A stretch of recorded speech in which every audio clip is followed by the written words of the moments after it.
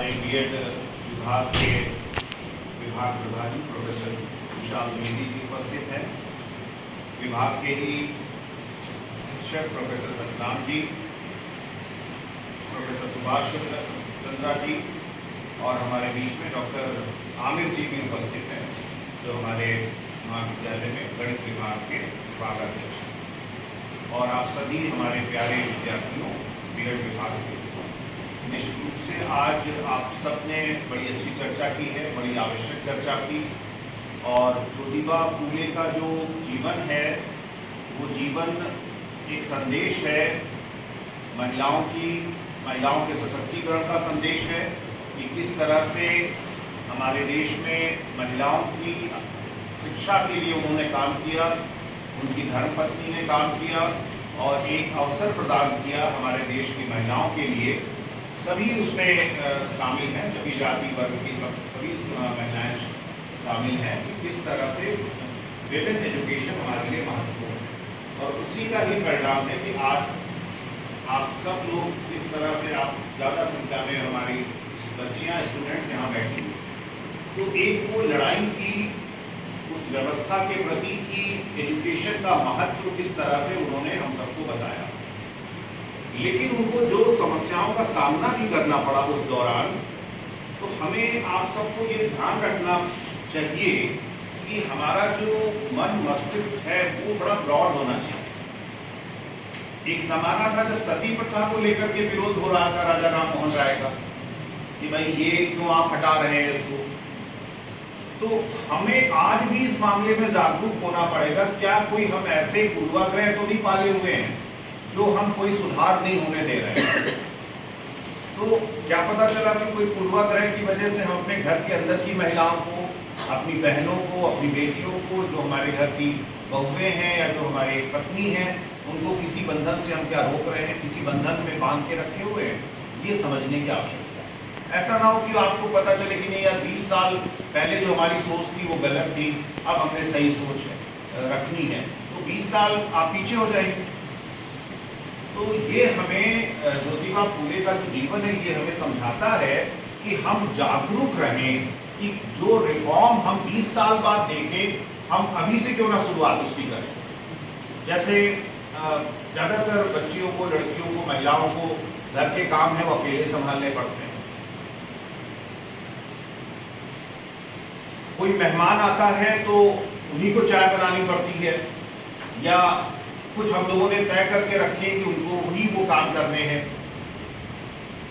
और एक चीज है कि कुकिंग में उनका बहुत समय खराब हो जाता है, बल्कि वो अच्छा पढ़ सकती हैं। बहुत सारी ऐसी टैलेंटेड लड़कियां होती हैं कि वो बहुत अच्छा पढ़ के गई और विवाह के बाद उन्हें पूरा घर का काम मिल गया, तो अपना नहीं कर पा रही। तो हम सब पुरुषों को ये समझना पड़ेगा कि जो भी काम हमको असाइन है वो हम समान रूप से उसका वितरण कर लें और उनको भी पढ़ने, लिखने और आगे बढ़ने का अवसर दें। क्योंकि कोई अगर आपके साथ है और वो ज्ञान में कम है तो वो आप पर ही बोझ बनेगा। जिसको आप स्वतंत्र करते हैं वो आपको भी स्वतंत्र करता है। ये दोनों एक दूसरे से जुड़े हुए लोग हैं। किसी को बांध कर रखेंगे तो निगरानी करनी पड़ती है, तो आप ही बन जाते हैं, और किसी को स्वतंत्रता दे देते तो आप भी स्वतंत्र होते हैं। बात ध्यान रखिए भाई। आपने किसी कारण मैं आप सबसे कह रहा हूं कि हर छात्रा को 2 व्हीलर जरूर आना चाहिए, सीखना चाहिए। कभी जो भी अवसर मिले उसमें भी आपको आगे आना है। आपको अगर थोड़े अवसर दिए जा रहे हैं, 2 अवसर दिए जा रहे हैं, तो आप 3 की मांग करिए। ये अगर अवसरों को आपको पकड़ना है, समाज ऐसे नहीं देगा, लेकिन आपको उनको जानना है, मांगना है।